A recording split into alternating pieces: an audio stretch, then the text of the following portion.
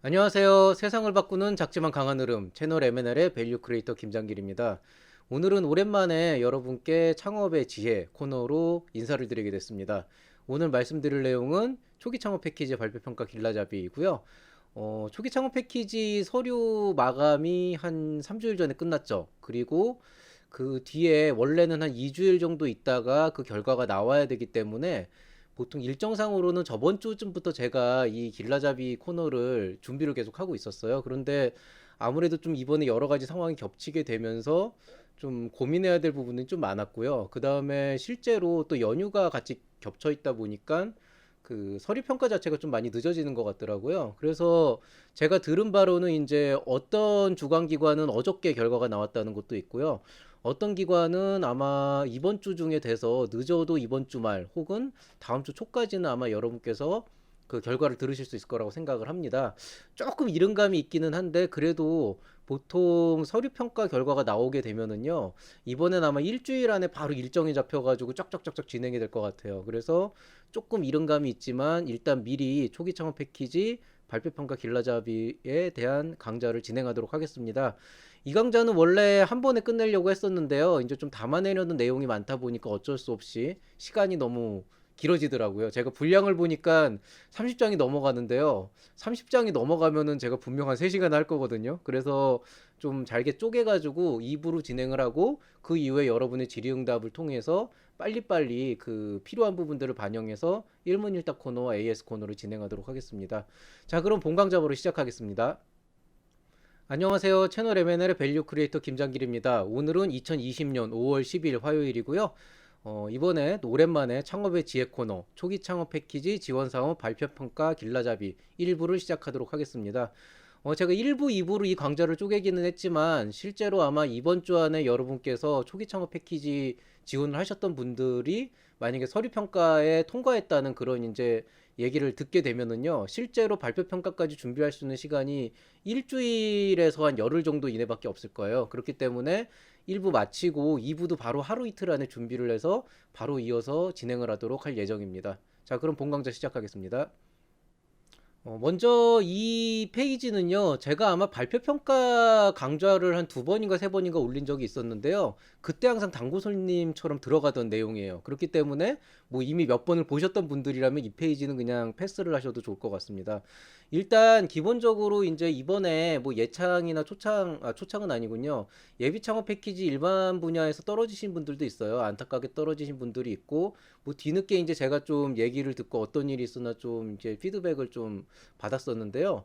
근데 실질적으로 보면은 좀 안타까운 경우가 제가 시간이 없고 막 준비 자체가 너무 좀 임박해가지고 진행이 되다 보니까 미처 그 발표하시는 그 연습 자체까지는 제가 미처 못 봐드린 경우가 있어요. 근데 보통 그런 분들이 나중에 그 발표를 했었을 때의 뭐 무슨 내용들이나 아니면 그런 대본 같은 거를 보내주셔 보니까 그 창업자들 그러니까 지원자들한테 이 발표 평가라고 하는 건 말 그대로 서류 평가가 끝나고 이제 사업 자금 확보를 위한 진짜 마지막 관문. 이번만 잘하면 끝나기 때문에 정말로 발표 평가 자료도 열심히 준비하시고 밤을 새서 막 대본도 써가지고 연습도 하시고 그랬는데요. 실제로 제가 그 대본을 보니까 어떤 차이가 있었냐면은 이 창업자와 심사위원 간의 그 온도 차이가 분명하게 느껴지더라고요. 그러니까 창업자들은 어떻게 하면은 내 사업의 가치를 정말 제대로 전달할 수 있을 것인가 라는 쪽에 좀 더 치중을 했기 때문에 계속 사업 얘기를 하시고 본인의 얘기를 많이 하시는데요. 근데 심사위원들의 입장에서는 기본적으로는 일단 서류 평가가 이미 종료가 됐기 때문에 서류에서 사업계획서에서 볼 수 있는 그런 어떤 내용들은 이미 파악이 됐다라고 보시면 돼요. 그리고 여러분이 이제 발표를 하시는 도중에 이제 그 사업계획서 실제로 훑어보겠지만은 그 문자 텍스트에서 전해질 수 있는 내용들은 보통 거의 전해지거든요. 그럼 남아있는 건 뭐냐면은 실제로 그 여러분들, 즉 대표자가 이 사업을 제대로 영위를 할 수 있을 것인가? 즉, 지원 기간 안에 비용을 받아서 제대로 계획대로 그 비용을 집행을 하고 그걸 통해서 어떤 소기의 성과를 얻어낼 수 있을 것인가? 그거를 사람을 보면서 판단을 하는 자리입니다. 그리고 분명히 판단을 하는 그 평가 지표가 있고 그 지표에 맞게 적절한 점수를 매겨서 총 합을 적고 거기에 대한 심사평을 적는 게 기본적인 발표 평가의 프로세스인데요.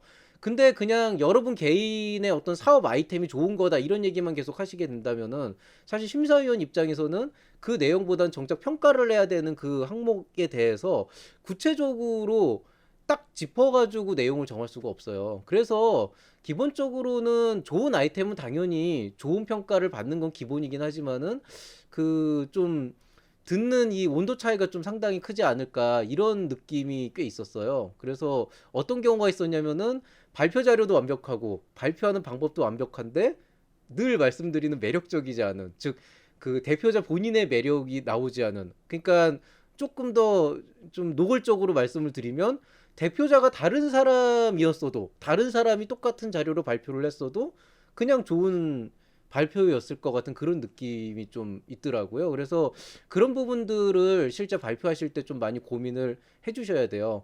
그래서 기본적으로 심사위원들한테 발표 평가라고 하는 거는 잘하는 사람을 선정한다기보다는 오히려 상위 20%가 이게 2배수니까요. 상위에서 50%죠. 50%를 위로 올리고 나머지 50%를 떨궈내는 그런 작업을 해야 되는 거거든요. 물론 뭐 심사위원이 그걸 보고 평가를 하진 않고요. 이제 점수를 매기게 되면 그 점수에 잘라가지고 여러분이 이제 이렇게 점수가 갈려지게 되는데요.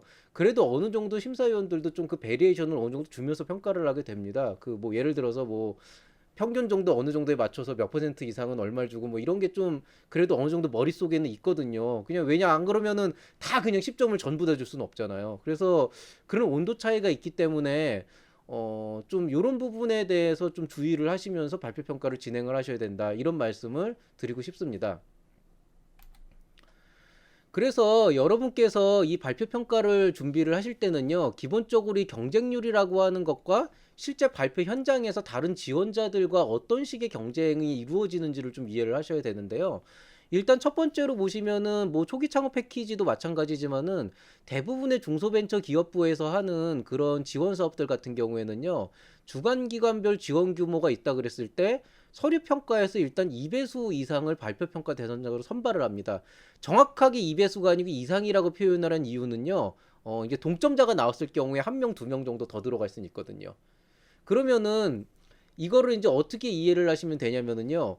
일단 어떤 주관기관이 있다라고 했을 때 그 주관기관에서 15개의 창업기업을 선발한다고 한다면 일단 서류평가에서 그 두 배인 30개 혹은 31개, 2개 정도가 선발이 되고 또 발표평가를 통해서 50%를 잘라내고 실제 선발하는 15개 기업을 선발한다는 거죠.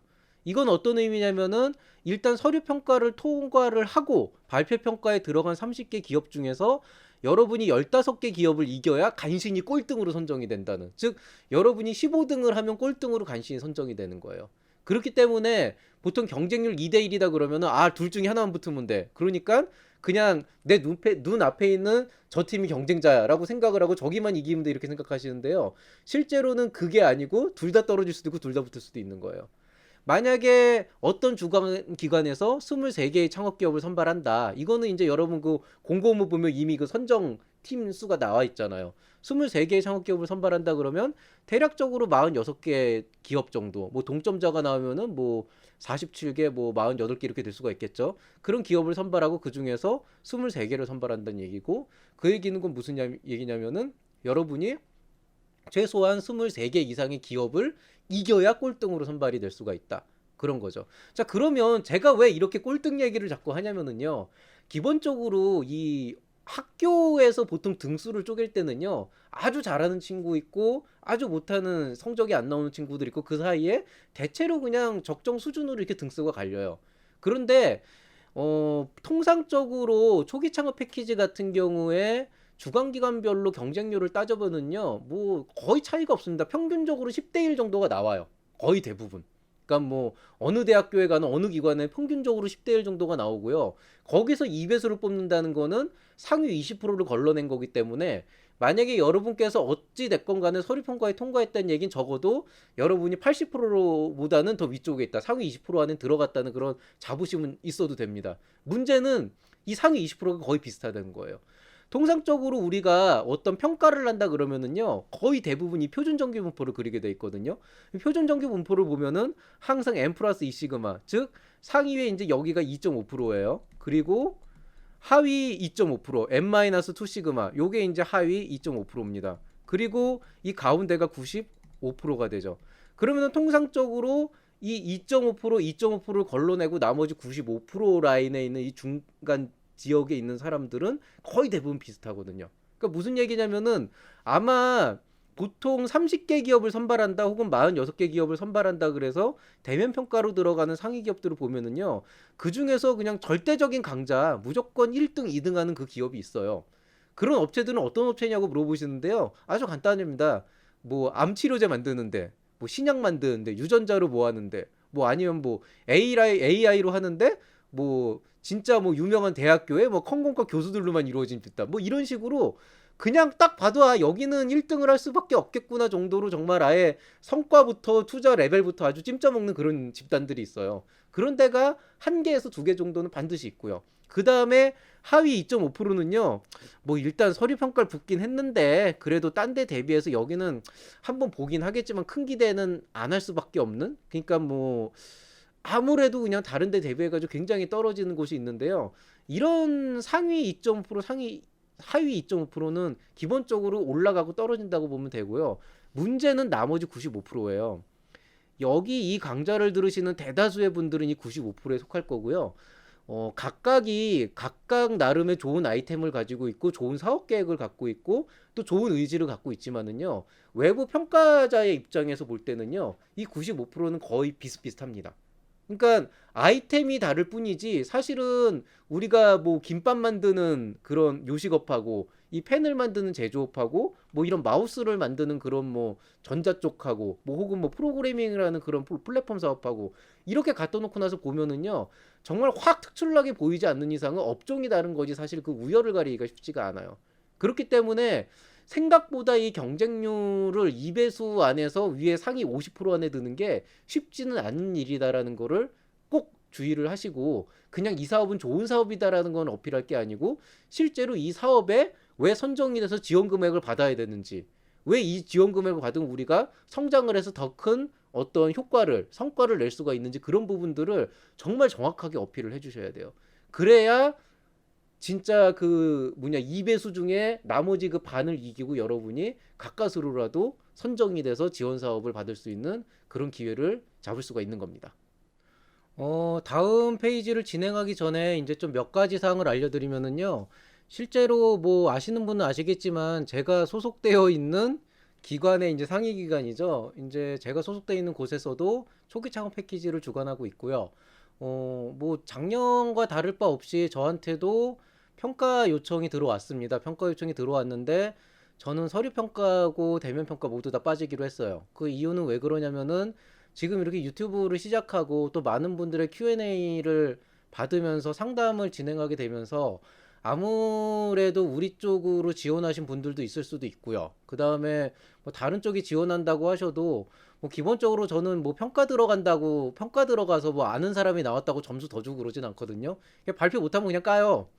평가는 냉정한 거니까. 그런데 제가 아무리 그렇게 냉정하게 평가를 한다 그래도 이제 외부에서 보는 시선 입장에서는 저렇게 유튜브를 운영하고 있고 그 다음에 뭐 상담도 하고 있는 사람이 들어가면은 뭔가 형평성에 문제가 있지 않냐 이런 논란거리가 충분히 있을 거라고 판단이 됐고요. 뭐 굳이 제가 그런 그 뭐냐 의심을 사면서까지 평가를 진행해야 될 이유는 없기 때문에 저는 모든 서면 평가와 발표 평가엔 다 빠지기로 아예 공언을 했습니다. 사실은 요청한 곳에서도 아쉬워한 그런 좀 케이스긴 한데 어쨌든 다 빠지기로 했고요. 대신에 이제 우리 쪽 기관에서 선정된 분들한테 저는 이제 좀 더 집중적인 멘토링을 통해서 이제 육성에 좀 더 신경 쓰기로 그렇게 이제 생각을 했습니다.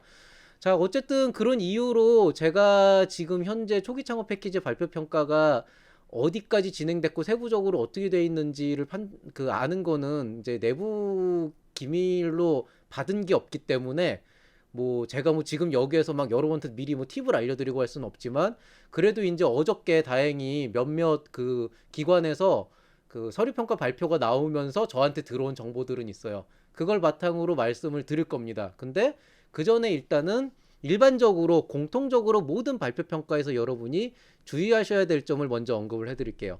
자, 일단 첫 번째, 당신은 스티브 잡스가 아니다. 의외로 이런 분들 많아요. 그러니까 이런 분들은 어떤 착각을 하고 계신 거냐면은 내가 굉장히 멋진 발표를 할 거기 때문에 심사위원들은 나의 발표를 모두 집중해서 들어야 돼. 그렇기 때문에 나는 이미 뭐 이 안에서 모든 내용을 다 얘기하고 임팩트 있게 뭐 빡 하겠어 뭐 이런 생각을 하시는데요. 진실은 아마 실제 뭐 그냥 실제 그냥 일반적인 발표 평가에 가서 여러분이 평가를 하셔도요. 여러분하고 눈을 마주치는 심사위원이 그렇게 많지는 않을 거예요. 그거는 여러분을 무시해서가 아니고요. 한정된 시간 안에 여러분의 사업을 정확하게 평가하고 질문하는 사항을 찾고 그 질의응답을 통해 가지고 평가 항목에 체크를 해야 되는 입장에서는 그럴 수밖에 없다는 거죠. 스티브 잡스가 아이폰 3를 처음으로 내보내고 그때부터 이제 전 세계에 있는 모든 사람들이 막 그 신제품 발표 출시일에 앞서가지고 막 기대하고 있다가 막 바로 그 막 본방사수를 해서 그 생방송으로 하는 그 발표를 막 보고 이런 경우도 되게 많았고요. 그 다음에 뭐 스티브 잡스처럼 발표하기 이런 거 책 사가지고 열심히 보시는데요. 그거 지금 봐봤자 아무 도움도 안 됩니다. 이제 그 책이 도움이 되는 거는요. 여러분이 정말로 어느 정도 자리 잡은 CEO, 기업의 CEO로서 성장을 하고 진짜 대표적으로 어딘가 가가지고 되게 멋있게 강연을 할 때 필요한 거고요. 이거는 평가를 하는 자리예요. 스티브 잡스가 아이폰 발표회에서 뭐 여러분한테 뭐 항목별로 평가하기 위해서 나가는 건 아니잖아요. 그러니까 뭐 그냥 추상적인 그림 하나, 뭐 글자 하나 올려놓고 사람들이 뭘 궁금해하는지 막 이렇게 막 궁금증을 끌어올리다가 딱 정답을 써 임팩트를 주려고 하는 그런 방식은 절대적으로 피하셔야 돼요. 그거보다는 조금 더 포멀하게 가시는 게 좋다는 것. 왜냐하면 어디까지나 평가를 받는 자리이기 때문에 그렇게 생각하면 되고요. 그 다음이 두 가지나 하나의 세트인데요. 결국에는 여러분께서 어떤 사실을 되게 약점으로 생각해가지고 숨기려고 하거나 거짓말을 하게 된다 그러면은요. 심사위원들은 항상 가장 취약한 부분, 가장 의심스러운 부분을 파고들거든요. 왜냐하면 평가를 해야 되니까요. 공정하게 평가를 해야 되기 때문에 굉장히 날카롭게 파고듭니다. 그렇기 때문에 절대 거짓말 같은 건 하시면 안 돼요. 그 거의 들통납니다. 그러니까 안 날 수가 없어요. 특히나 요즘에는 이거 있잖아요. 이거 스마트폰. 이거 그냥 뒤지면 다 나와요. 그렇기 때문에 뭐 절대 그런 거짓말 같은 건 하시면 안 되고요. 그 다음에 또 하나는 이거 되게 주의하셔야 되는데 진실만을 얘기해요. 팩트만을 얘기해야 되고 당연히 솔직해야 되는데요. 어떤 분들이 있냐면요. 갑자기 어느 순간에 한숨을 푹 쉬면서 사실은요. 솔직히 말씀드리면 이런 부분이 문제가 있습니다. 이런 말을 하거든요. 보통 그렇게 말씀하시는 분들은 그 시점에 자신감이 확 떨어져요. 근데 제가 말씀드리고 싶은 건 거짓말을 하라는 얘기가 아니고요. 뭐 솔직히 말씀드리면 사실은요. 이거는 결국에는 여러분께서 뭔가 어필하려고 하는 요소를 어택을 당해가지고 여러분이 그걸 지켜내지 못했다는 얘기거든요. 그러면은 인정할 건 인정하시되 거기에 대해서 약한 모습을 보이는 건 별로 그렇게 좋은 자세가 아니에요. 오히려 그런 걸 바탕으로 어떤 부분들을 고민하고 있는지를 말씀하시는 게 더 좋다는 얘기고요. 이 솔직함이 항상 진심을 전달하지 않는다. 이 솔직함이라고 하는 게 조금 더 발전을 하면은 신세 한탄으로 넘어가더라고요. 혹은 훈계로 넘어가더라고요. 당신들은 뭐 더 나간 줄 아냐 이렇게 하시는 분들도 있고 뭐 당신들이 몰라서 그렇다 이 시장을 이런 분들도 있고 그 다음에 뭐 사실은 제가 뭐 너무 힘들고 요즘 뭐 이렇고 이런 얘기 하시는 분들도 있는데 평가하는 자리에서 이거는 금물입니다. 그러니까 심사위원들은 여러분들을 뭐 쪼려고 있는 것도 아니고 어디까지나 객관적인 평가를 위해서 질의응답을 진행하는 거기 때문에요. 뭐 가끔 가다가 조금 어택 비슷한 그런 질문들이 나오는 경우가 있긴 한데 그거는 뭐 저는 그렇게까지는 한 적이 없어가지고 모르겠습니다만은 그런 것들도 뭐 기업하시는 분들이면은 좀 유연하게 대처를 하시면 되고요. 뭐 솔직히 말하자면 뭐 너무 힘들고 이 바닥이 쉽지 않고 이런 얘기는 하시면 안 돼요. 왜냐하면은 사실 그 다음에 나올 질문은 뻔하거든요. 그렇게 힘드시면은 이거를 왜 하세요라는 질문밖에 안 나오니까 이런 부분들은 좀 잘 유연하게 대처를 하시고요. 그 다음에 말씀드렸듯이 심사위원들의 가장 큰 목적은 평가를 위한 거기 때문에 여러분을 쪼으려고 하는 것도 아니고 여러분의 뭐 기분을 상하게 하려는 의도도 없습니다. 그런데 대체로 보면은 뭔가 좀 본인의 취약한 점을 건드렸을 때 막 당황을 하면서 화를 내거나 아니면 막 역으로 막 이렇게 막 주눅이 드는 경우가 있는데요. 그냥 말 그대로 질문일 뿐이니까 평정심을 유지하고 이런 질문이 나왔구나라고 했을 때 거기에 대해서 침착하게 대답을 잘 해주시면 되고요. 그 다음에 시간 배분 적절하게 할 것. 이건 뭐 늘 중요하지만 발표 5분이라 그랬으면 5분 지켜야 되고 10분이라고 했으면 10분 지켜야 되는데 뭐 혼자서 15분 얘기해야 되는지, 뭐 질문을 뭐 이렇게 하나 던졌는데 그거 하나 답변한다고 막 3분에서 5분 쓰시고 이런 분들 있거든요. 뭐 그리고 나서 나중에 심사위원들이 다 질문 안 했다고 막 항의하고 그러시는데, 사실 늘 말씀드리지만 그 질문에 대한 답변이 긴 건 자신이 없어서 그런 거기 때문에 좀 그런 것들을 좀 짧게 해가지고 많이 본인들이 갖고 있는 이 사업의 매력과 그 사업의 의지를 정말 잘 전달을 해주셔야 됩니다. 그래서 대답은 항상 또 마찬가지로 명확하고 간결하게 하면서 시간 배분을 잘 하시고요. 여기 평정심을 유지할 것과 똑같은 방식으로, 여기 순서가 조금 꼬였네요. 심사위원들의 반응에 신경 쓰지 말 것. 여러분의 눈을 마주치지 않는다 그래도 그거는 여러분을 무시해서도 아니고 아이템에 관심이 없어서도 아니고 사업 계획서나 이런 걸 통해 가지고 빨리빨리 필요한 부분들을 캐치해서 하는 부분이기 때문에, 여러분께서 실제로 평가에 임하실 때는 발표할 때 그 과정에서 심사위원들의 반응을 보는 것보다는 오히려 질의응답에서 대답을 성실하게 해가지고 뭔가 좀 이 커뮤니케이션이 잘 이루어질 수 있도록 하는 그런 부분에 신경을 쓰실 필요가 있습니다. 그리고 이거요. 평가 기준을 숙지할 것. 이따가 제가 이거 보여드릴 건데요. 이 평가 기준 보지도 않으시고 그냥 내 사업은 좋은 사업이다 그러면서 계속 그 특정 부분 언급하시는 분이 있어요. 이 평가 기준이 합쳐져서 결국에는 최종적인 어떤 점수가 나오는 거거든요. 그렇기 때문에 이 부분에 대해서 좀 많이 반영될 수 있도록 내용을 구성하셔야 됩니다. 그 다음에 답변은 항상 명확하고 간결하게 할 것. 이거 왜 이렇게 똑같은 얘기가 두 번이 나오죠? 이건 넘어갈게요. 그 다음에 또 하나, 요구할 것은 요구할 것인데요. 이게 조금 특이한 경우가 있어요. 이게 심사위원들도 사람이다 보니까 이게 뭔가 질문을 할 때 살짝 오해를 하고 질문을 하거나 뭐 좀 애매하게 물어보는 경우가 있는데요. 여러분께서 보통 대답할 때 정확하게 질문이 이해가 안 됐으면은요, 그거를 억지로 막 동문서답처럼 대답하려고 노력하시지 말고요. 한 번쯤 확인하세요, 그냥. 아, 제가 그 부분을 이해 못했는데 이거에 대한 질문으로 이해도 되겠습니까? 라고 그냥 얘기한 다음에 거기에 대해서 답변하시면 되거든요. 그래서 이런 부분들을 좀 일반적인 발표 평가에서 주의를 하셔야 되고, 이거는 이번 발표에서도 마찬가지로 진행이 된다. 마찬가지로 적용이 된다. 이렇게 알고 계시면 되겠습니다. 자, 그러면 초기 창업 패키지 발표 평가에서 주의할 점은 어떤 것이냐? 자, 일반적인 작년도 발표 평가랑 달라진 부분들이 있습니다. 제가 이 부분에 대해서 아마도 비대면 온라인으로 갈 가능성이 크지 않을까 하면서도 이걸 확신을 못했던 게요. 저번 주까지 코로나19 바이러스 문제가 좀 많이 줄어들면서 실제로 디딤돌 같은 경우는 대면 평가로 했었거든요. 그리고 솔직히 말씀드리면 제가 내일 원래 강의예요. 매주 수요일 강의인데요. 내일 대면 평가를 하려고 대면 강의를 하려고 그랬어요. 그래서 막 강의실도 큰 거 빌리고 다 준비를 했는데 취소를 했습니다. 왜 그런지는 여러분도 아시겠지만 지난 주말에 난리가 났었죠. 이태원 코로나19 사태 때문에. 그래서 아마 비대면으로 갈 것 같다고 생각은 했는데요. 어쨌든 공식적으로 비대면 온라인 화상평가로 진행한다고 나왔다고 합니다. 뭐 기본적으로 스카이프나 페이스톡이나 구글이라고 얘기가 돼 있고요. 이렇게 된다 그러면은 예비 창업 패키지 때 했던 비대면 발표 평가랑 똑같은 방식으로 진행이 된다라고 보시면 돼요. 자, 일단 몇 가지 주의사항 알려드리면은, 발표 평가는 무조건 대표자가 참석하는 걸 원칙으로 한다. 즉, 뭐 직원이 들어간다든지, 뭐 부장이 들어간다든지, 뭐 연구 책임자가 들어간다든지 이런 식으로 대리인이 하는 거는 인정을 안 해준다고 하니까 화상 평가가 진행이 됐을 때 반드시 대표자 본인이 준비를 하셔야 되고요. 뭐 조금 더 추가해서 말씀드리면은, 제발 좀 신분증 좀 미리 준비 좀 하세요. 제가 어 예창, 초창 발표 평가를 하진 않았지만은 제가 다른 비대면 평가들은 꽤 들어갔거든요. 그런데 아니, 나라 돈을, 국민의 세금을 지원받아서 사업에 사용하신다고 하시는 분들께서 이 뭐냐 스카이프나 이런 걸 이용해 가지고 평가를 하는데, 그 뭐 신분증을 보여주세요 그럼 사전 안내 됐음에도 불구하고 잠깐만요 그러고 막 찾다 들어오고 뭐 이런 경우 있어요. 이거 기본의 문제이기 때문에 이런 거 좀 준비를 잘 하시고요. 그 다음에 이제 어떤 걸로 평가를 할 것이냐는 뭐 그냥 주관기관에서 지정을 해라라고 돼 있는데요. 좀 다행인 거는 그래도 예비 창업 패키지 발표 평가 때 몇 번의 그 시행착오를 거치고 이런 매뉴얼들이나 이런 것들이 이미 공유가 되고 있기 때문에 이번에는 예창 때처럼 막 시행착오가 있고 그러진 않을 거고요. 뭐 공식적으로 리허설도 할 것 같습니다. 그렇기 때문에 리허설 때 준비만 잘 해놓으시면은 실제 발표 평가에서 메시지 전달이 안 된다거나 하는 그런 좀 제가 처음에 우려했던 그런 사항들은 많이 없을 거라고 생각을 합니다. 다만 이제 여러분이 나는 스카이프로 하고 싶어요. 그래서 그렇게 할 수는 없다는 거 꼭 알고 계시면 되고요.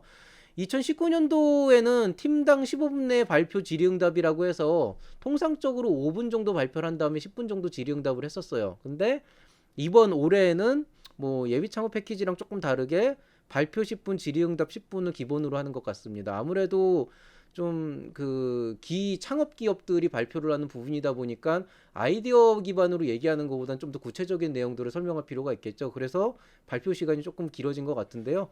개인적인 추천으로는 10분 다 채우지 마시고요. 한 8, 9분 정도에 끊으시고 질의응답에서 좀 더 유연하게 대처하시는 게 비대면에서 훨씬 도움이 된다. 이렇게 말씀을 드리고 싶습니다. 자, 그러면은 비대면 발표 평가에서 주의할 점에 대해서 좀 말씀을 드릴게요. 앞서서도 말씀을 드렸지만은 제가 예창이나 초창은 여러 가지 좀 복잡한 이슈, 형평성 문제도 있고 또 아는 사람을 마주칠 수도 있고 또 어떤 사람들은 여기에 대해서 뭔가 좀 안 좋게 생각하실 수도 있어서 뭐 정말로 요청이 들어왔는데 고사를 했어요. 안 나간다고 했는데요. 다만 이제 제가 예창이나 초창만 하는 건 아니기 때문에 이 강좌랑 상관없는 다른 쪽에 이제 대면 평가에서는 제가 가봤거든요. 이 비대면 화상으로 해보니까요. 어떤 의미에 있어서는 의사 전달 자체가 문제가 되진 않더라고요. 근데 뭐가 문제냐면요. 일단 아이 컨택팅이 안 됩니다. 즉 여러분이 정확하게 아이 컨택트를 하려면 여기 있는 이 카메라 렌즈를 정확하게 보고 얘기해야 되는데 실제로 그렇게 잘 되지도 않고요. 뭐 아무래도 뭐 화면을 보면서 얘기하려면 눈을 이렇게 아래로 이렇게 왔다 갔다 해야 되잖아요. 그러니까 그런 부분도 있고 또 심사위원들 입장에서도 이 뭐냐 사업 계획서를 보다가 발표자를 보면서 화면을 주로 보면서 얘기를 하니까 실제로 카메라는 다른 곳에 있잖아요. 그러니까 이제 여러분이 화면을 봤을 때 심사위원들하고 눈 마주칠 일이 없어요. 그러다 보니까 사람을 봐야 되는데 창업자의 의지나 감정 전달 같은 게 거의 안 됩니다. 그렇기 때문에 거의 그 여러분이 발표하는 내용과 사업 계획서와 그것만 가지고 거의 팩트로만 평가를 하는 그런 가능성이 커져요. 그러다 보니까 뭐 이거를 해주시면 뭐 열심히 하겠습니다. 뭐 제가 선정이 된다면 뭘 하겠습니다. 이게 그냥 말로만 전달이 되는 거지. 아, 저 사람의 눈빛을 보니까 저 사람은 진짜 할 것 같아. 믿을 수 있어. 이런 것들이 잘 안 돼서요. 불필요한 감정 낭비가 좀 많이 없는 것 같아요. 어떤 의미에서 보면. 또 반대로 굉장히 필요한 감정 전달도 잘 안 되는 것 같아요. 근데 이거는 다들 똑같은 상황이기 때문에 의사소통에는 걱정을 안 하셔도 돼요. 아까 말씀드렸듯이 이미 몇 번의 과정을 거쳐서 다들 좀 익숙해진 부분이 있거든요. 다만 이제 여러분의 어떤 의지나 감정 전달은 쉽지 않기 때문에 철저하게 객관적인 사실로만 승부를 하시고 그 다음에 요건 제가 뭐 의무사항은 아니라 그냥 이렇게 해놨는데요. 최소한의 격식 정도는 좀 갖춰서 준비하시면 좋겠어요. 그 저기 면티에 추리닝 뭐 이렇게 입고 나와가지고 하는 게 아니 뭐 그게 뭐 딱히 문제될 건 없어요. 문제될 건 없는데 기본적으로 그래도 이게 평균 뭐 한 6, 7천 원 받는 지원 사업인데 국민의 세금을 소중한 사업 운영을 통해서 지원받는 그런 상황에서 좀 기본적으로 지켜야 될 건 좀 지켜야 될 거 아니에요. 그러니까 평가 오는 심사위원 분들이 면티에 추링 입고 와가지고 여러분 심사를 하진 않거든요. 그런데 아우 굉장히 풀이하신 분들 많더라고요. 제가 제일 기억에 남는 분은 차에 앉아가지고 그 차 안에서 하셨어요. 스마트폰 이렇게 걸어놓고 예 그런 분들도 있었어요. 예창 초창은 아니지만은 그래서 야 저분은 무슨 유튜브 스트리밍을 하시나 뭐 이런 생각도 했었는데 이런 종류의 그 좀 그래도 아무리 비대면이라도 갖출 건 갖추자. 아마 현장에 오셨으면은 거의 막 정장 해가 막 정장은 아니더라도 진짜 막 각 잡고 오셨을 분들이 정말 프리해지더라니까요. 난 그게 좀 납득이 안 되는데 뭐 그런 분들도 있었어요. 자, 그 다음에 이제 요 비대면 평가 관련해서는 제가 대다수의 내용들을 예전 창업의 지혜 에피소드 10, 11, 12에다 담아놨습니다. 그래서 요 부분들을 참고를 하시면은 훨씬 더 비대면이라는 시스템에 대해서는 더 이해하시기가 쉽기 때문에 거기에 대해서는 요 제가 전에 올렸던 강좌를 좀 한 번쯤은 한번 보시고 참고하시고 그 발표 평가를 준비하시면 좋겠다 이렇게 말씀을 드리고 싶고요. 그 다음에 이제 요 페이지에서 주의할 점은 제가 실제로 겪어봤을 때 평가위원 입장에서 겪어봤을 때 감정 전달이나 의지 전달이 안 되기 때문에 뭐 창업자와 평가자의 어떤 사이에서 어떤 감정적인 교류나 그런 것들은 거의 안 일어날 거다. 그렇기 때문에 객관적인 사실을 바탕으로 정확한 내용을 전달하는데, 그리고 그 궁금해하는 내용들을 정확하게 전달할 수 있도록 하는데 주의를 하시기 바라고요. 실제로 여러분이 아이 컨택팅이 안 되기 때문에 반응을 보기가 힘들어요. 그러니까 보통 저 같은 경우에 이제 강의를 하게 되면은, 강의를 하다가 학생들이 좀 이렇게 못 알아듣는 것 같다거나 좀 지루해하는 것 같다 그러면은 주의를 좀 환기시키거나 약간 좀 풀어서 얘기하거나 이런 걸 할 수가 있는데요. 근데 이게 비대면으로 가게 되면은 그런 것들이 실시간으로 캐치가 안 돼요. 실제로 한 템포 늦게 전달이 되거든요. 그렇기 때문에 너무 말 길게 하지 마시고 최대한도로 정확한 내용들을 전달을 해서 혹시라도 핀트가 어긋났더라도 다음번 질의응답에서 그거를 수정할 수 있도록 해서 뭔가 좀 더 이 소통과 교류에 신경을 써주실 필요가 있다. 이렇게 알고 계시면 되고요. 그 다음에 이제 자세한 건 말씀드렸듯이 제 예전 강좌를 보시면 거기 정확하게 좋은 내용들이 다 필요한 내용들이 있습니다. 그래서 이걸 참고하시기 바랍니다.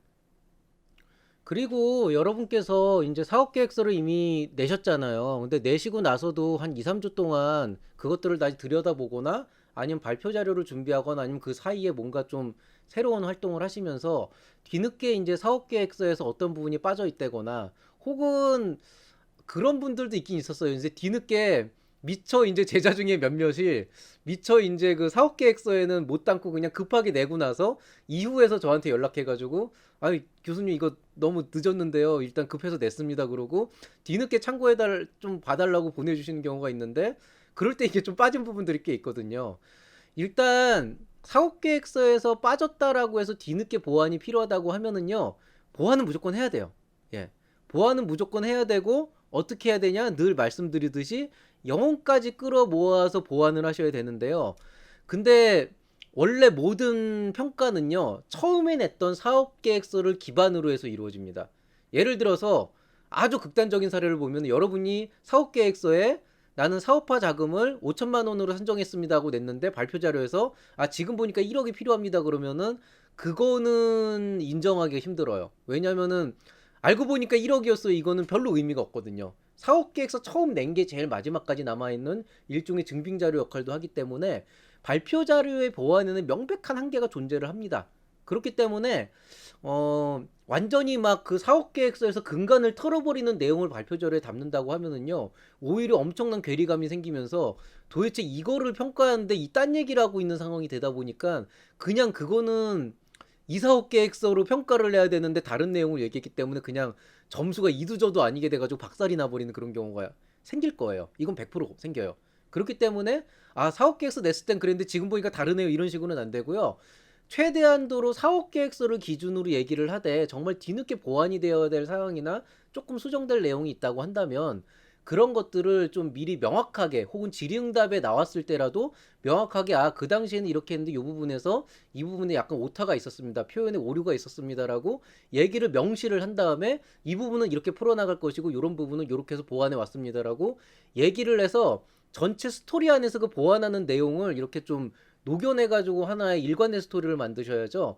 뭐 그때 보니까 아니어서 지금 이걸로 발표할게요 이런 식으로 얘기를 하게 되면은 그건 정말 이두저도 아니게 되기 때문에요.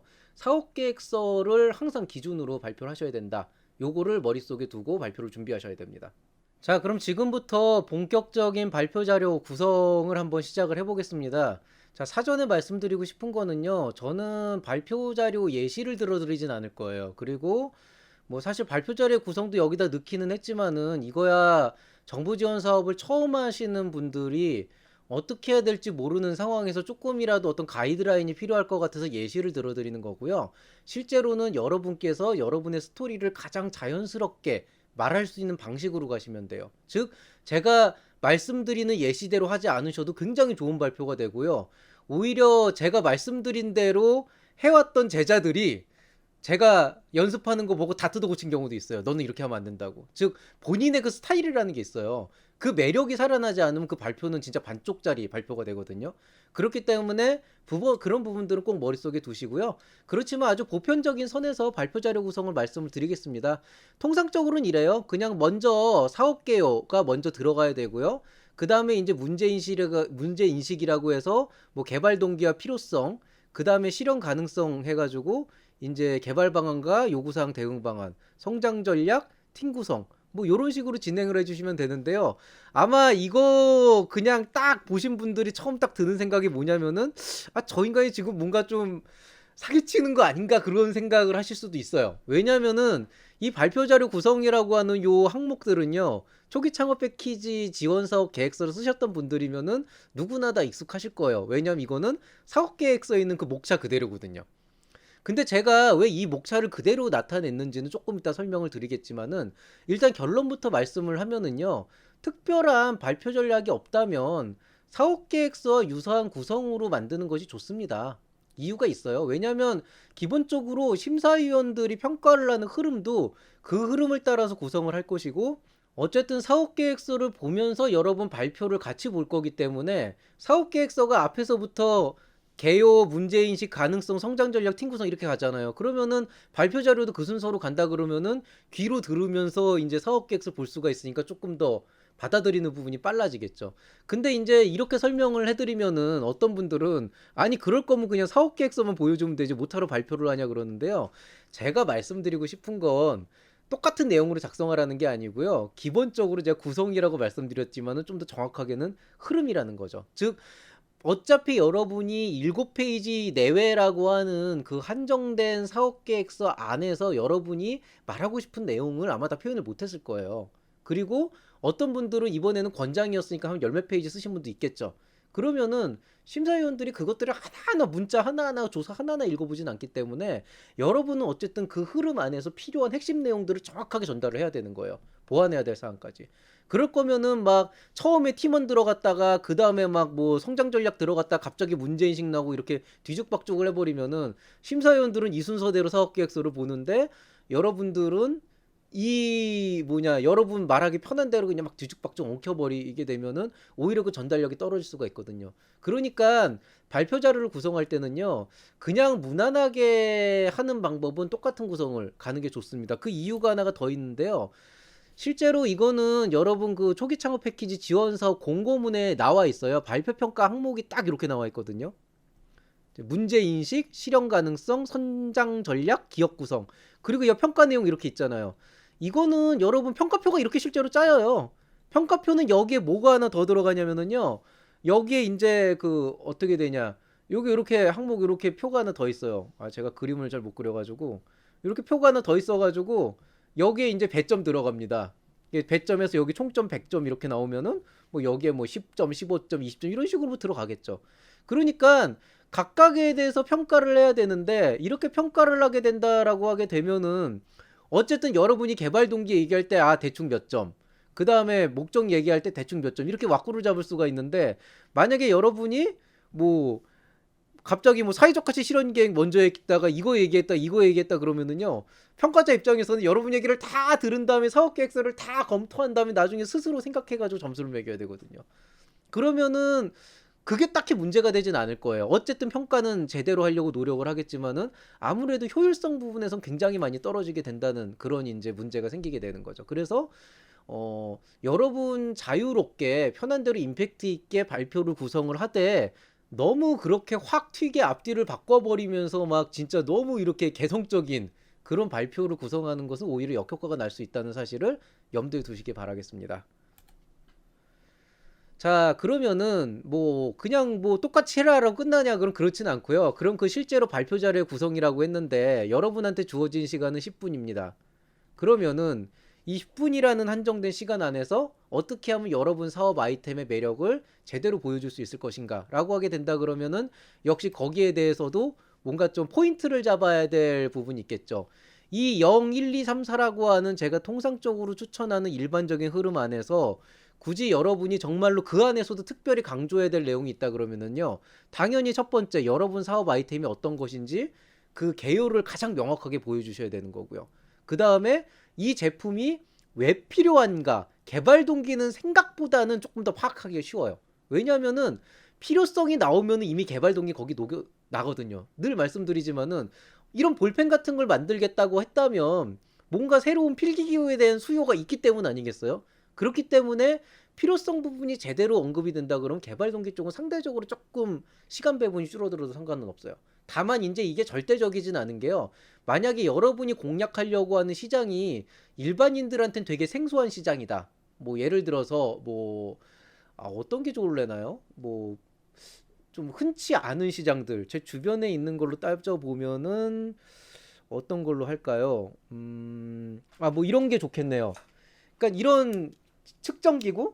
그러니까 뭐 이런 측정 기구다. 그러면은 모든 사람들이 이런 버니어 캘리퍼라고 하는 측정 기구를 써보진 않았을 테니까 아무래도 아주 일반적인 건 아니죠. 근데 이런 걸 가지고 만약에 사업 아이템을 한다 그러면은 아무래도 그 배경이나 필요성, 그러니까 그 동기나 문제점들이나 이런 것들을 좀 더 어필할 필요는 있겠지만은 근데 기본적으로 대다수는 제품 서비스의 목적을 좀 강조를 하시면은 자연스럽게 이제 1번은 이렇게 녹아갈 수 있는 부분이 있다. 그 다음에 실현 가능성 쪽에서는요, 개발 방안은 생각보다 질의응답에서 풀어가기도 되게 쉬워요. 그런데 이 실현 가능성에서 중요한 건 고객 요구사항 대응 방안인데요.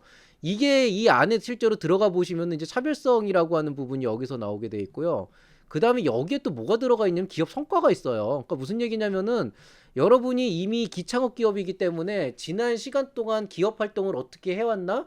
그게 뭐 꼭 우수한 성과가 아니더라도 여러분의 어떤 축적된 노하우와 경험이라고 하는 게 녹아나야 되잖아요. 그런 것들이 고객 요구사항 대응 방안에서 보통 녹아나야 되거든요. 그래서 요 부분이 좀 더 이제 그 녹아나야 되는 좀 강조해야 되는 부분이고요. 그 다음에 또 여기 나와 있는 것처럼 시장 진입 및 성과 창출 전략. 그러니까 실제로 이 지원 사업을 받아서 사업을 진행하면서 내가 어떻게 시장에 들어가서 성과를 낼 것인가. 그 부분이 중요하고요. 자금 소유 및 조달 계획은 당연히 뭐 필요하긴 하지만 그래도 뭐 상대적으로 이거는 좀 약간 뻔한 내용들이 있죠. 그 다음에 뭐 대표 직원 보유 역량이나 기술 보호 쪽인데요. 이거는 뭐 왜 중요한지는 말씀 안 드려도 되겠죠. 뭐 사업성 관련인데 정말 이 사업을 할 수 있는 인력이 있는 것인가 이거를 어필해야 되기 때문에 그렇고요. 어쨌든 중요한 건 제가 이렇게 별도로 그 빨간색 친 차트로 해가지고 요것들을 조금 더 강조하는 방향으로 가라라고 말씀을 드린 이유는 결국 시간은 한정돼 있고 그 안에서 여러분이 뭐 한 50페이지제는 뭐 사업계획 그 발표 자료를 쫙 때려준다 그래도 심사위원들이 머릿속에 집어넣을 수 있는 분량은 명백하게 한계가 있기 때문에 사업 아이템의 가치를 정말 핵심만 극대화해가지고 임팩트 있게 탁 머릿속에 꽂아줘야 되는 그게 필요하거든요. 그렇게 하려면은 여기 나와 있는 이 빨간색 표시된 요 항목들을 조금 더 치중할 필요는 있다. 그렇지만 또 절대적인 건 아니고요. 뭐 좀 말씀드렸듯이 되게 특이한 아이템 같은 경우에 아예 뒤엎어 버리는 경우도 있어요. 자, 그리고 이제 10분 발표를 완벽하게 한다라고 가정을 하게 된다 그러면은요, 일단 중요도 측면에서 봤을 때 당연히 이제 차별성과 기업의 성과를 바탕으로 한 것들, 그 다음에 여러분의 기업들만이 갖고 있는 시장 진입과 성과 창출 전략이라고 하는 이게 기업의 역량이자 또 시장성이자 사업성이기 때문에 중요도는 가장 높다고 할 수가 있습니다. 그리고 당연히 무슨 사업인지 그 심사위원들이 알아야 되기 때문에 사업 아이템 개요도 굉장히 중요해요. 이것도 20%인데요. 근데 상대적으로 이제 시간을 보면 여기는 30초로 제가 한정을 지었잖아요. 30점으로 한정을 지은 거는요. 사업 아이템이 뭔지는요. 30초 안에 정확하게 뭔지 심사위원들의 머릿속에 탁 꽂아 넣어야 돼요. 이 아이템이 뭔지를 5분 넘게 설명한다 그러면은요. 그건 실패한 겁니다. 제가 늘 말씀드리잖아요. 여러분 결국에는 심사위원도 제2의 소비자인데 여러분이 소비자한테 여러분의 제품이나 서비스를 팔아야 되는데 그게 5분씩이나 긴 설명을 해가지고 어필을 해야 되는 요소라면은요. 이미 그거는 마케팅에서 실패한 거예요. 그렇기 때문에 아무리 길어도 30초 이내에 이 사업이 무엇을 위한 어떤 사업이다라고 하는 머릿속에 정확하게 꽂아줘야 그 뒤에 문제 인식부터 실현 가능성, 성장 전략 팀 구성까지 다 하나의 스토리로 정확하게 그 뇌리에 박힌 그 상황에서 심사위원들이 이해를 할 수가 있게 됩니다. 제일 좋은 건 아마 사업 계획서를 이미 보기 때문에 어느 정도 심사위원들이 좀 파악은 하겠지만은 이게 간혹 가다가 좀 이렇게 한 번에 알기 힘든 아이템들도 있기 때문에요. 그냥 글만 봐서는 사실은 글만 봐서 힘든 아이템을 여러분이 사업 계획서를 애초에 못 썼다는 얘기인데 근데 지금 그거를 이제 평가할 수는 없으니까요. 어쨌든 처음 30초 이내에 이 사업이 뭐다라고 하는 건 정확하게 꽂아놔야 됩니다. 한 문장으로 표현할 수 있으면 더 좋고요. 한 문장으로 표현하고 그 뒤에 좀 더 구체적으로는 이런 것입니다라고 해주면 정말 완벽한 그런 솔루션이 되고요. 그 뒤에는 대략적으로 이제 실현 가능성, 어떤 기업의 사업 활동에 관련된 부분들을 좀 더 많은 비중을 두시고 이제 문제 인식도 당연히 이게 왜 필요한지 그 다음에 어떤 가치를 상승시키는지 그게 중요한 거니까 2분 이내 이건 설명을 하시면 되는데 제가 중요도를 10%로 한 이유는요. 중요하긴 중요하지만 이거는 이해만 시키면 되는 부분이라서요. 어떻게 보면은 우리 기업만이 할 수 있는 일이다라는 걸 어필하는 것과는 조금은 그래도 좀 보편적인 이슈들이 있거든요. 그래서 요거는 뭐 중요하긴 중요하지만 그래도 상대적으로 요 두 가지 대비해서 조금 떨어진다. 뭐 25, 25하고 28할 걸 그랬나? 조금 아쉽긴 하네요. 그 다음에 이제 팀 구성은 이거는 제가 뭐 중요하긴 한데 1분 이내로 끝내라고 한 이유는요. 뭐 되게 단순한 이유인데요. 그 역량은 그냥 팩트예요. 어차피 대표의 이력과 직원의 이력이 있고 보여줄 수 있는 건 한계치가 있잖아요. 그렇기 때문에 중요하긴 하지만은 이게 그렇게 시간을 길게 끌어서 얘기할 부분은 아니라고 생각이 됩니다. 오히려 이거는 아마 심사위원들이 뭐냐 사업 계획서를 보고도 판단을 할 부분이기 때문에요. 정말 그냥 핵심되는 부분만 전달해 주면 된다. 이렇게 이해를 하시면 되겠습니다. 자, 그리고 이제 늘 말씀드리지만은 이제 사업화 아이템의 특성에 따라 정말로 이 순서가 다 달라질 수도 있고 중요도도 다 달라질 수도 있어요. 왜냐하면 진짜 이게 휴먼 베이스드 된 진짜 사람이 직접 뛰어다니면서 진짜 인력이 거의 사업의 90% 이상을 차지한다 그러면은 어쩔 수 없이 대표 직원 보유 역량을 가장 큰 비중을 둬서 얘기할 수밖에 없는 상황들도 있거든요. 오히려 이 역량들이 시장 진입이 성과 창출 전략에 합쳐져 가지고 되게 긴 시간 얘기해야 될 수도 있기 때문에 사업 아이템의 특성에 따라서 정말 유연하게 구성을 하셔야 되고요. 저희가 지금 말씀드리는 이 발표 자료 구성은 아까 제가 그 표준 정규 분포표 그렸을 때 보여드린 것처럼 이제 머리 꼬리 띄고 이제 중간 부분에 해당하는 거의 대다수의 아이템들은 그냥 포멀하게 무난하게 진행하는 건 한 요 정도다 이렇게 이해를 하시면 되겠습니다. 즉 정답은 없기 때문에 뭐 채널 M&L에서 이렇게 하라 그랬어 그래서 막 교과서대로 하시면 안 돼요 절대로. 이제 저는 그냥 가이드라인을 제시하는 거지 이거대로 하면 뭐 필승이다 이런 얘기 절대 안 합니다. 누가 만약에 이렇게 하면 필승이고 이렇게 하면 유효했던 것 같다 이런 게 있으면은 그 말에 대해서는 좀 의심을 해보시기 바래요. 왜냐면은 제가 실제로 다른 강좌들을 많이 봐요, 저도. 왜냐하면 저도 여러분한테 말씀을 드려야 되는데 다른 분들이 얘기하시는 내용들을 좀 들어야 저도 아, 이런 부분들을 어떻게 좀 잘 전달을 할 수 있을까 이런 것들을 좀 보기도 하고 제가 또 빠뜨리는 부분도 있을 수가 있거든요. 그런데 제가 제일 걱정하는 것 중에 하나는 보통 그런 분들 있어요. 나는 초기 창업 패키지에서 1억 받았다. 예비 창업 패키지에서 1억 받았다. 어떻게 하니까 주요하더라. 아, 어떤 질문에 어떻게 대답하니까 주요하더라 그러는데요. 그게 맞을 거예요, 아마 그분은. 아마도 초기 창업 패키지, 예비 창업 패키지라는 그런 지원 사업에서 발표도 잘 하셨을 거고 나름대로 질의응답에 대해서도 필요한 부분들을 잘 대응을 하셨을 텐데요. 그런 질의응답이 나온 이유는 발표 자료가 그렇게 짜여져 있기 때문인 거지. 여러분이 만든 발표 자료에서도 똑같은 질의응답이 나온다는 가능성은 거의 없어요. 왜냐하면은 여러분은 전달하는 내용이 분명히 다를 거고 스타일도 다를 거거든요. 그렇기 때문에 가장 중요한 거는 여러분만의 스토리텔링을 만들어야 되고 그 외에 나오는 질의응답에 대해서 여러분이 갖고 있는 어떤 신념과 그 다음에 여러분의 그동안 창업 활동을 해오면서 겪어왔던 시장에 대한 경험과 어떤 분석 같은 내용들을 정확하게 전달을 해줘야 된다. 이런 내용들을 말씀드리고 싶고요. 혹시라도 발표 자료나 아니면 사업계획서 안에서 그냥 여러분이 막연하게 아 이거는 그냥 이렇게 하면 될 것 같아라고 했던 항목들이 있다 그러면요. 절대적으로 그 부분이 실제로 시행함에 있어서 문제가 있지 않은지 주변에 있는 전문가들한테 꼭 상담을 통해서 어느 정도 가이드라인을 그리고 머릿속에서 구성을 하고 가야 됩니다. 다시 말씀드리지만은 질의응답은 여러분께서 가장 안 했으면 하는 쪽으로 분명히 들어와요. 가장 취약한 부분으로 들어오고요. 혹은 이런 부분은 건드리지 않았으면 하는데 오히려 그거를 말고 허를 찌르는 질문이 들어올 수도 있기 때문에 지금 시점이 여러분이 사업 계획서를 다시 한번 재검토를 하고 그 중에서 여러분이 그냥 막연하게 생각을 했던 부분들을 누군가하고 얘기해가지고 구체화시켜야 되는 그런 단계라고 생각을 합니다. 아, 저한테도 연락 주시면은 그런 부분들 좀 도와내 드릴게요.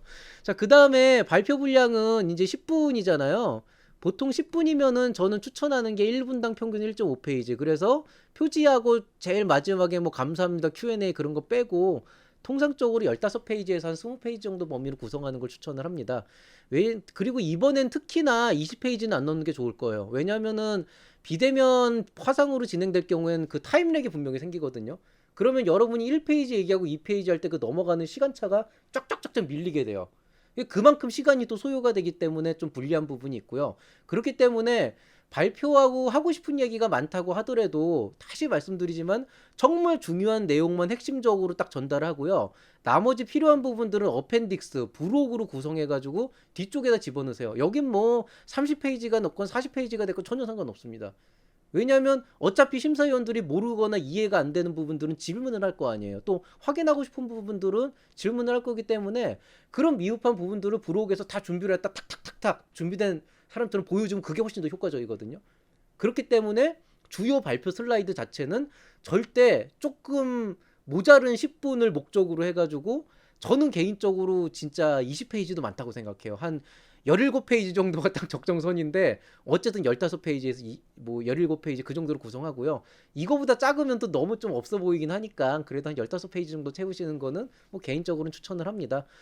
영어 발표로 할 경우에 제가 보통 1분당 한 페이지 추천을 해드려요. 왜냐면은 영어는 아무래도 좀 얘기를 좀 천천히 해야 되는 요소도 있고 그러니까요. 그리고 또 하나는요, 그 페이지에다가 그런 분들이 있어요. 그 그림만 왕창 박아놓은 다음에 아 이건 그림이 많으니까 페이지 30페이지에는 상관없어요. 다 보여주고 금방 넘어갈 거예요. 그러는데 다시 말씀드리지만은 금방 넘어가는 거 좋아요. 근데 여러분이 뭐 예를 들어서 그림을 한 30페이지 정도를 딱 만들어 왔는데 거기에서 뭐 아 이거는 이 사진입니다. 지금 보시는 거 이 사진입니다. 지금 보시는 거 이 사진입니다. 계속 넘어가고 있는데 심사위원들은 아마 이 사업 계획서 이렇게 보고 있을 거거든요. 그러다가 딱 보면은 한 7페이지 넘어가 있겠죠. 그러면 앞에 있는 거 다 날아가는 거예요. 그리고 아마 그 슬라이드를 아마 그 자료를 발표 자료를 따로 심사위원들 노트북이나 아니면 프린트아웃해서 아마 준비를 할 겁니다. 대부분의 주관기관에서 그렇게 해서 특별히 그런 어려움 없이 준비를 할 텐데요. 그렇게 됐을 경우에 만약에 여러분이 발표하는 사이에 다른 사업 계획서를 보거나 다른 부분을 고민하느라고 그 페이지를 못 봤다 그러면 심사위원들이 뒤늦게라도 그 슬라이드를 보면서 이해를 해야 되잖아요. 근데 거기에 뭐 그림 하나 딸랑 있거나 아니면은 뭐 그냥 간단한 컨셉 그림 하나 있다 그러면은 이게 뭔지 이해가 안 되니까 그냥 넘어가고 결국엔 나중에 질문하거나 이러거든요. 그럼 또 여러분 입장에서는 아니 다 얘기한 내용인데 왜 했던 얘기를 또 하게 만드나 이런 불만이 생길 수도 있는데요. 그거는 여러분이 발표 자료를 불성실한 건 아니고 뭐라 그래야 되나 되게 어떻게 얘기해야 되죠? 좀 배려 없이 심사위원에 대한 평가위원에 대한 배려 없이 그냥 여러분 본의로 여러분 하고 싶은 말 그냥 하려고 준비를 했기 때문에 그런 문제가 생기는 거예요. 그렇기 때문에 슬라이드에는 스티브 잡스 스타일로 하시면 안 되고 또 글을 너무 빽빽하게 할 필요도 없지만 웬만하면은 그림이 들어가더라도 밑에 그 그림이 뭘 얘기하는 거고 어떤 메시지를 전달하고 싶었는지 그 핵심 사상들이 텍스트로서 반드시 다 포함이 돼서 적절하게 딱 그 페이지만 봐도 아 이게 이걸 설명하기 위한 자료구나 이렇게 이해할 수 있도록 만드셔야 됩니다. 그리고 다시 말씀드리지만은 부록이라는 부분에서는 여러분이 발표 시간에 얘기하지 못했던 내용들을 꼭 다 집어넣으셔야 되고요. 사업계획서에 있는 내용들. 그 다음에 보완이 필요한 사항들을 모두 포함하고 있어야 됩니다. 이 어펜딕스가 정말 중요한 게요. 이게 저는 좀 징크스 같은데요. 어펜딕스에 다 모든 내용을 담아서 발표를 하러 가면은 대부분 질의응답을 할 때 거기까지 안 넘어가고 되게 유하게 잘 넘어가요. 그런데 희한하게 어펜딕스 넣다가 아 이거 시간도 없고 뭐 이런 것까지 안 물어보겠지 하고 딱 빼버리면은요 꼭 그것만 물어보더라고요. 그럼 결국에는 구차하게 제가 이거 자료를 준비하려고 그러다 못했는데 이렇게 갈 수밖에 없거든요. 그래서 시간이 걸리더라도 모든 내용들은 발표 자료에 다 넣으십시오. 뭐 50장이든 100장이든 상관없습니다. 다만 여러분이 실제로 발표 시간에 할 자료는 반드시 10분 이내에 15페이지에서 한 20페이지 이내의 자료로 반드시 만드셔야 될 것. 그 다음에 초기 창업 패키지가 가장 다른 것과 다른 점은요. 바로 이겁니다. 사업 성과. 즉 이미 여러분은 기창업자 창업을 시작한 지 그 3년 이내지만 어쨌든 이미 창업을 시작했기 때문에 예비 창업 패키지랑 다른 거는요. 여러분이 그간 회사를 설립하고 어떤 활동을 해왔나 어떤 고민들을 해왔나가 녹여놔야 돼요. 그게 꼭 매출로 연결될 필요는 없어요. 예를 들어서 제가 늘 말씀드리는 거지만 뭐 신약 개발이다라고 하게 되면은요. 신약은 암치료제 개발은요. 논문 내고 나서 뭐 실제로 매출까지 이어지려면은 사이에 다른 외주 형태의 뭔가를 하지 않는 이상 또 혹은 뭐 정부의 지원을 받거나 아니 뭐 정부 R&D 과제를 받거나 아니면 투자 유치를 받지 않는 이상은요. 향후 몇 년 동안 매출이 안 나와요. 왜냐하면 신약은 개발돼서 실험하고 임상 1, 2, 3 들어가면 최소 한 10년 걸리거든요. 그렇기 때문에 어떤 분들 가끔 그런 경우 있어요. 뭐 매출이 없으면 지원할 생각하지 마라 그러는데요. 절대 맞는 말 아닙니다. 매출이 없어도 선정되는 기업들은 얼마든지 있어요. 그렇기 때문에 뭐 우리 매출이 없는데 어떡하지 이런 걱정하지 마시고요. 그렇지만은 여러분이 적어도 사업을 뭐 반년에서 1년, 2년 동안 하셨다면은 그동안에 어떤 경험들이 쌓였을 거 아니에요. 그런 것들을 정리를 해서 새롭게 이 지원 사업에 지원을 하시는 건데 그런 경험들이 없이 우리 여태까지 했던 거 다 망해가지고 지금 피보팅 해가지고 이거 새로 하려고 합니다. 그러면은 아 이게 되게 애매한 게 되는 거예요. 평가자 입장에서는. 그러니까 어떤 상황인지는 이해가 되지만 그 전에 했던 내용들이 전혀 연결이 안 되고 있는데 그럼 그 전에 했던 거를 잘했으면 모를까 그걸 잘 못한 상황에서 이걸 한다 그러면은 과연 거기에 대해서 높은 점수를 드리긴 좀 어려운 부분이 있는 거죠. 그래서 그동안의 그 경험이나 여러분이 쌓아온 그런 지식들, 그 다음에 자산으로 활용할 수 있는 것들을 바탕으로 이번에 하려는 그 사업 아이템에 대한 필요성과 시장성, 사업성을 철저하게 강조를 하시면은 아주 좋은 그런 발표가 될 것이다. 라고 말씀을 드리겠습니다.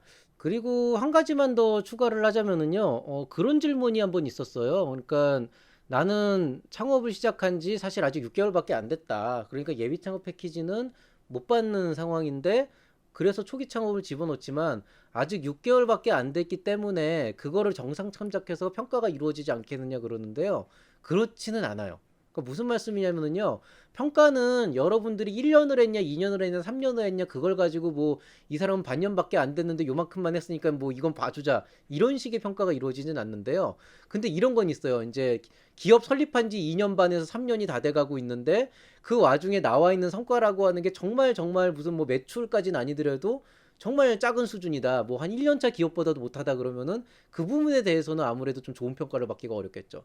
반대로 한 3개월밖에 안 됐지만 그 사이에 뭔가를 많이 해놔가지고 매출까지는 아니어지더라도 뭔가 막 조금만 더 하면은 바로 스탠바이 해가지고 막 필드 테스트까지 갈 수 있는 상황이라고 그러면은 오히려 그 부분에 대해서는 굉장히 좋은 평가를 받겠죠.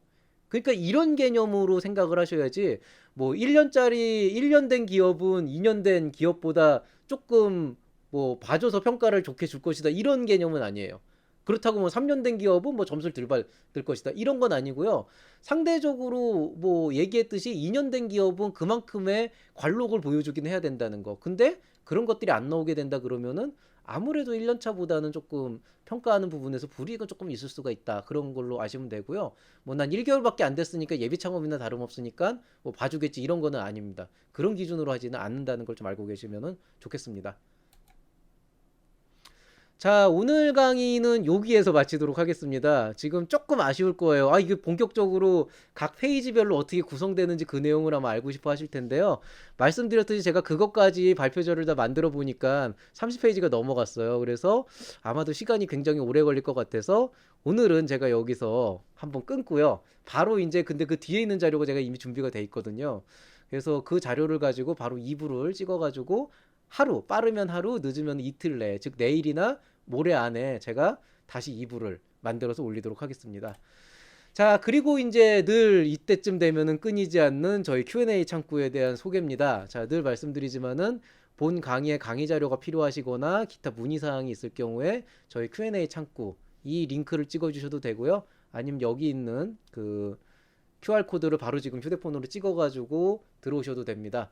여기에서 필요한 부분들을 질문해 주시면 제가 필요한 내용들을 직접 답변을 드리고 또 이제 여러 가지 문의사항이 자주 있는 경우에는 아예 뭐 강좌나 일문일답처럼 해가지고 아예 좀 더 잘 정리된 내용으로 답변을 드릴 수 있도록 하겠습니다. 댓글 및 문의사항은 제가 요즘 좀 많이 바빠져가지고요. 10시라고 말씀드렸는데 거의 지금 12시 넘어가지고 확인을 하고 있어요. 그래서 조금 늦어질 수 있는 것 좀 양해를 부탁드리고요. 늘 그렇지만 Q&A 창구 이외에 뭐 전화나 이메일을 통한 그런 문의는 뭐 사절이 아니고 제가 받질 못하는 상황이라서 뭐 그렇게 좀 이해해 주시기 바랍니다. 그리고 이제 몇몇 분들께서 우려를 표하셨는데 지금 이 채널 M&L을 제외하고 또 제가 소속된 기관에서 유튜브 채널을 제외하고는 제가 공식적으로 뭐 대외적으로 무슨 뭐 뭐라 그래야 되나 무슨 프로그램에 참여해가지고 뭘 따로 해드리거나 이러지는 않아요. 그렇기 때문에 혹시 우리 채널 M&L이나 저를 사칭을 하거나 사기를 한 그런 프로그램이 있다 그러면은 꼭 의심을 한번 해주시고 거기에 대해서 넘어가지 않도록 주의하시기 바라고요. 물론 저도 이제 다른 기관과 협업을 하거나 여러 프로그램에 이제 자문으로 참여를 하고 있기 때문에 직접적으로 현장에서 저를 만나는 경우에는 그건 뭐 전혀 걱정 안 하셔도 되고요. 자, 그 다음에 여기 나와 있듯이 혹시 여러분께서 제가 요즘 너무 이제 그 지원 사업 위주로 좀 구성을 하다 보니까 사실 지금 여러분께 전달해 드릴 내용들이 지금 한 1년치가 넘게 쌓여 있어요. 솔직히 말씀드리면. 그것만 해도 1년인데 지금 계속 못하고 있어서 어쩌다 하나씩 풀고 있거든요. 그렇지만 여러분께서 정말로 이거는 한번 강좌로 한번 듣고 싶다라고 생각하시는 게 있다면은 신청을 하시면은 제가 그 내용에 대해서 잘 정리를 해가지고 다른 컨텐츠보다 우선적으로 좀 배정을 해서 말씀드리도록 하겠습니다. 자, 그러면은 오늘자 창업의 지혜 초기 창업 패키지 발표평가 길라잡이 1부는 여기서 마치도록 하고요. 저는 또 하루 이틀 안에 2부로 여러분을 찾아뵙도록 하겠습니다. 늦은 밤까지 수고 많이 하셨습니다. 감사합니다.